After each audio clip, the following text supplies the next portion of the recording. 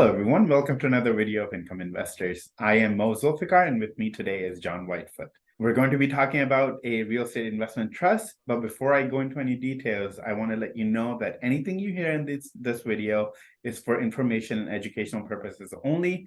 Investing comes with a lot of risk. To read more about it, please see the description below. Real estate investment trusts, they come in many flavors, but there's one thing that investors need to keep in mind.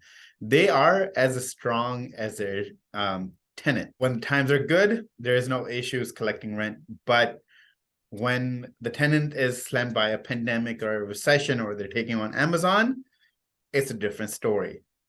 Today, we're going to be talking about a REIT.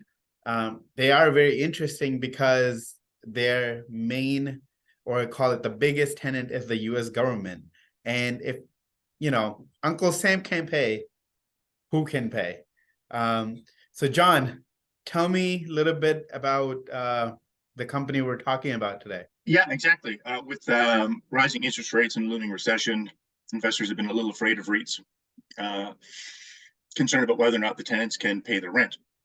But that's not an issue whatsoever for Easterly Government properties. Like most equity REITs, Easterly Government acquires, develops, and manages commercial properties. But unlike most REITs, 97% of its lease is backed by Uncle Sam. The company has 86 properties located across the country, and they include typical things like offices, but they also include veteran affairs, outpatient clinics, courthouses, and labs. Some of the agencies that pay monthly rent to Easterly Government include the FBI, Department of Defense, IRS, US FDA, National Parks and Services, and the US Attorney's Office.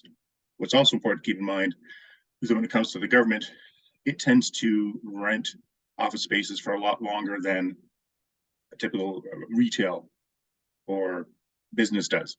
With the government, their typical lease is anywhere from 10 to 20 years, and then a renewal term of 5 to 10 years. So having tenants with long-term leases adds massive stability to the company's business. And John, I have to ask this. Can't the other real estate investment trusts or REITs steal away the government clients that Easterly Government REIT has? No, that's the beauty of Easterly Government properties. Not only is Uncle Sam a great tenant, but the government doesn't just rent from anybody. Yeah, there are really stringent government mandates when it comes to leasing properties, such as LEEDs, designation, Energy Star, utilization rates, security measures, as well as recycling, fuel efficiency, and emission standards. The good news is Easterly Government has a long history and track record of acquiring and developing properties that lease through the U.S. General Service Administration, or the GSA. On top of that, leasing to the government has a high barrier to entry. A company wanting to become a landlord to Uncle Sam has to have access to substantial amounts of capital, knowledge of the GSA's government process, protocols, culture, as well as a proven experience in acquiring, developing, and managing GSA properties. So not just anyone could come in and snap up as easy as it might sound. Understood. Yeah, it's definitely not easy. And, and it almost seems like Easterly Government REIT, they've kind of cornered the market, but, we'll talk about it later sometime. But let's dig into how did they do in 2022? When Uncle Sam is your major landlord, you tend to do well in general. 2022 is another successful year. Full year net income was up 4.7%, 34 cents per share. Funds from operation came in at $129.7 million, or $1.27 per share, and full year 2022 cash available for distribution was up 8% at $108 million, and that momentum carried into 2023. And the just completed first quarter, net income was $4.4 million, or 4 cents per share. Core funds from operation were $29.5 million, or 29 cents per share, and cash available for distribution was $24.5 million. And in their press release, management actually said that because of its tenant-based and strong occupancy rate and high renewal rates, it was able to weather sector headwinds that are hurting traditional landlords. Well, that makes sense. Again, we're back to Uncle Sam again. When Uncle Sam is your tenant, they're there for a very long time, and it brings a lot of consistency there.